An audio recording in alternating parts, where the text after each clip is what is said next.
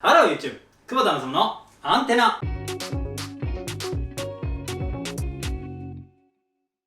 というわけで、パイフォース分析パート9に行きたいと思います。今回なんですけど、やっぱりですね、同じようにマイケル・ポーター競争の戦略から完全競争を避けて完全独占をしていくための道筋のどこかに利潤があるよ、利益があるよっていうことから考えていきたいというふうに思います。で、そもそも競争って激化しているところに突入していくよりも、競争を避けた方が利益は出やすいですよねっていうのがこれの本質だったわけです。なので、ポーターは面白いこと言っていて、ナンバーワンになろうっていう考え方をまず捨てなさいということなんですね。ナンバーワンになろうっていうふうに考えると、ナンバー2もいるし、ナンバー3もいるし、ナンバー4もいるよねっていうことになってしまう。でも一方で、独自性を持つ。この分野はこの人たちだっていうような独自性、世界観とかを持つことによって、その競争から外れたところにポジショニングをすることができるよっていうことを考えたわけです。で、最近、アメリカの事例で、ヒムズっていう事例があるんですけど、これが面白い競争をですね、減らすアプローチっていうのが見事だった事例です。これ何の、ブランドかっていうと、まずこのウェブサイトに行くとですね、めちゃめちゃおしゃれなんですね。で、20代ぐらいの男性のかっこいいモデルの人とかが、かっこよくにこやかに笑顔で紹介されていたりして、アパレル雑誌みたいな印象を持つようなブランドになっています。でも実はこのブランド、何かっていうと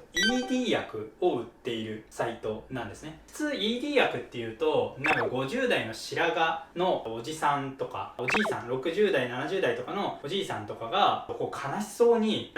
暗いところで悲しそうな顔をしてるような、情景がちょっと思い浮かびますよね。もしくは急にマムシみたいな、そういうイメージじゃないですか。いきなりマムシ来たな、みたいな、そういうイメージだと思うんですけど、それをヒムズっていうブランドは打ち破ったわけです。20代、30代でも ED に悩む人たちっていうのはいるわけだから、競争のターゲットをいきなり変えたわけですね。今までその人たちからするといきなりマムシとかですね、おじいさんのロゴが入ってるようなものとかっていうのはちょっと恥ずかしくて買えないなという気持ちになっていたりしたわけなんですけど、自分たち向けの商品っていうのがそもそもない感じがしたと。で、そこをミレニアム世代とか Z 世代に向けて ED 薬を開発しておしゃれな環境を作り出したことによって、そもそもそこに競争はなかったので一つのポジションを獲得することができたっていう事例です。こんな風に競争なくして完全独占に近づけるアイデアを考えていきましょう。というわけでマーケティングって本当に面白いですね。さよなら、さよなら、さよなら。